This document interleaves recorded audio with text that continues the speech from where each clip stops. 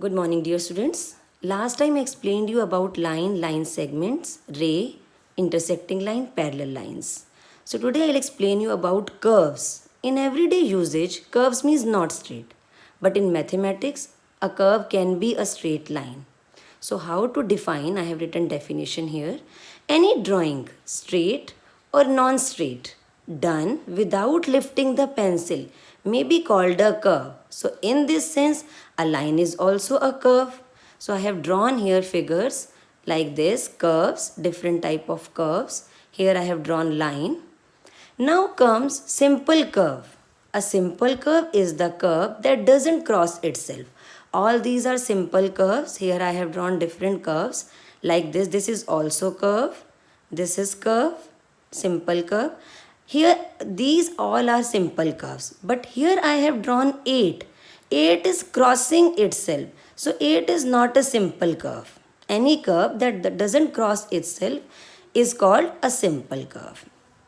Now curve can be classified as open curve and closed curve. Open curve. A curve is said to be open if its ends are not joined. See here, if I start from here and leave it here. So two ends are not joined. These are open curves. Similarly, closed curve. A curve is said to be closed if its ends are joined. See here, if I start from here and joined like this, so it becomes closed. So all these are closed curve. After curves, next come polygon. A polygon is a simple closed curve made entirely of line segment only, like this: triangle, square, rectangle. So in a closed curve, there are 3 parts. So I have drawn here a curve. I have marked point A, B, C. A I have drawn inside the curve, B I have drawn outside, and C is on the curve, on the boundary. So we will write here point A in the interior of circle. We will speak like this.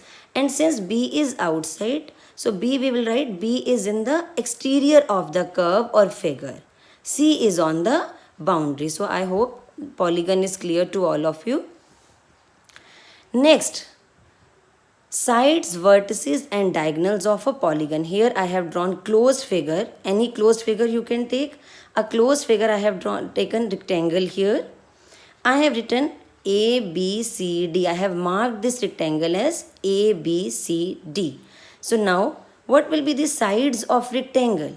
The line segments. All these line segments AB, BC, CD and DA are the line segments of rectangle ABCD, or sides AB, BC, CD and DA. 4 sides we have.